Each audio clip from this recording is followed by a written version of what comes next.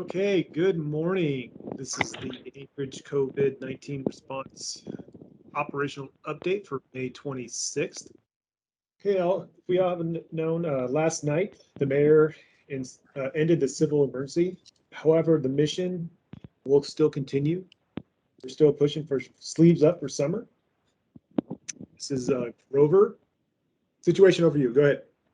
Good morning. Today is day 448 of our response, and locally up 88 cases, 0 deaths, and 0 hospitalizations. For 213 resource requests, we filled or otherwise satisfied 1,755, and an additional 2 since the last report, with 25 currently working. In our congregate sheltering sites, we have 390 clients. That's down 11 since the last report.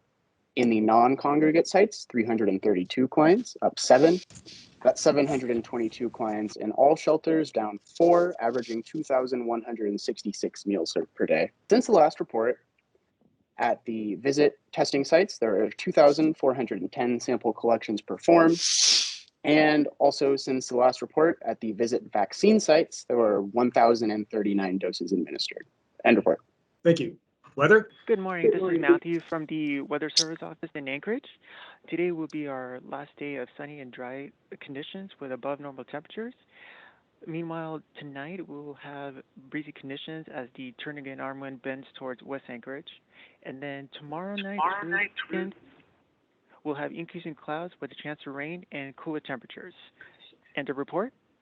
Thank you, Weather. Testing and vaccine. Good morning, everybody. This is Pat Ryder, Emerging Infectious Disease Assistant Program Manager. Today with testing, Visit Healthcare had a decrease of 25.1% over the previous Tuesday sample collections.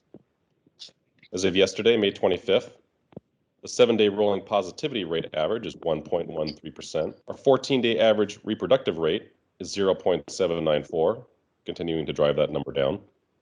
And our 14-day average case rate is 5.39 for every 100,000 people in the population.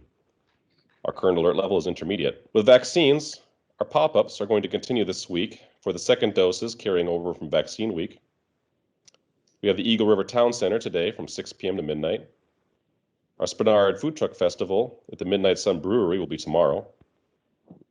Diamond Center North parking lot will be this weekend on Friday and Saturday night from 6 p.m. to midnight. Pier 1 Takanu Center will be from Saturday to Monday from 11 a.m. to 5 p.m. Our visit points of dispensing have had a 31% decrease in the total vaccinations from the previous week.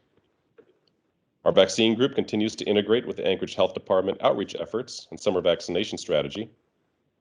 Uber and Lyft have launched their program for free rides to vaccine clinics. And finally, an important reminder, mobile vaccine clinics can come to you wherever you are, be it a church, business, or other organization. For more information or to schedule, please dial 907-531-5100. This concludes testing of vaccines, barring any questions, and the report. Thank you. Mass Care. Yeah, hi, this is Kojin Tramberg with as the Mass Care Branch Chief. Reporting out for Mass Care, our Q&I location has 20 projected discharges through next week, 8 discharges today. Covenant House Congregate Shelter, this is our emergency shelter for transitional aged youth between the ages of 18 and 21. The last day of operation for this shelter is May 31st, part of our overarching goals around transitioning mass care into existing shelter providing services in the community. And on that note, our non-congregate shelter is expected to expand its capacity to support solvent decompression within the coming week as well. End of report. Thank you, Mass Care. Logistics. Good morning, everyone. This is Scott Carpenter over in the logistics section of the EOC. Our lines of effort haven't changed much. We understand that the emergency order is over. However, we still have the following requirements to meet the summer needs. With those, we continue to work the summer sheltering requirements to include the services involved with that, and continue to close down the Fairview Rec Center, get that wrapped up, and then we'll incorporate those lessons learned into any future demobilization actions later on. With testing and vaccine support, we continue to support the mobile sites as well as contract extensions to ensure that those go through the summer. And in other support, we continue to work on personnel staffing, both new and extensions of those that are already currently in the operation. Pending any questions, that's logistics. Thank you. Logistics. Finance. Good morning. This is Audrey Jo Malone reporting as Finance Section Chief. Last night, the Assembly did approve the $13 million request to carry through the EOC projections through 9/30, September 30th. As a reminder, please continue submitting invoices and supporting documentation to EOC invoices at anchorageak.gov, as well as OEM continues to seek cost recovery by the way of FEMA public assistance. Any questions or inquiries need to be directed to aaron.zachary@anchorageak.gov. Thank you. Over. Thank you, Finance. Safety. Good morning. This is Annalisa Roberts reporting out for safety. So June is our National Safety Month, sponsored by the National Safety Council. So our next meeting is going to be in June, if you can believe that. So week 1 is going to be preventing incidents before they start. So identifying risks and taking proactive measures within your own workplace. Week 2 is addressing ongoing COVID safety concerns. So even though the pandemic is starting to wind down, we're still currently in it, but more people are coming back to the workplace. So making sure that there's safety measures in place, whether it be masks still being required or barriers or rotating schedules. Week 3 is vital to feel safe on the job. So being able to put oneself at work without fear of retaliation is necessary to have an inclusive safety culture. And week 4 is advancing your safety journey. Safety is a continuous improvement that we need to work towards within our own workplaces. So all of these are inclusive to making that happen. And report. All right, this is Heather Arono, Public Information Officer with the EOC. You saw a slide earlier of Grover, the goodest boy ever. He was assisting a 12-year-old girl who is very afraid of needles get her first COVID vaccination on Friday. And then put the link in the chat if anybody's interested in taking a look at that story. But we've received some inquiries about that option, and we are working with the National Crisis Response Dogs team to see if we can increase their availability at other locations, as well as look at any other emotional support animals that might be available. We want to invite everybody out to Northway Mall this Memorial Day for the Sleeves Up for Summer Memorial Day car show. That's going to be from noon to 4 p.m. at Northway Mall. If you have any folks in your circles who enjoy cars or are looking for a family-friendly event, there's going to be music, dancers, food, and also a vaccination clinic very conveniently located right next door. So just help us let people know. I'll put the link for the event in the chat as well. We are coordinating with the Mayor's Office and Beans Cafe to continue the Humans of Anchorage project. You might have seen some of those profiles up on the Mayor's page. This is a continuing effort to help highlight some of the folks within that population, but also looking at ways that we can help demonstrate the work that the EOC has been doing over the last year to help serve the community.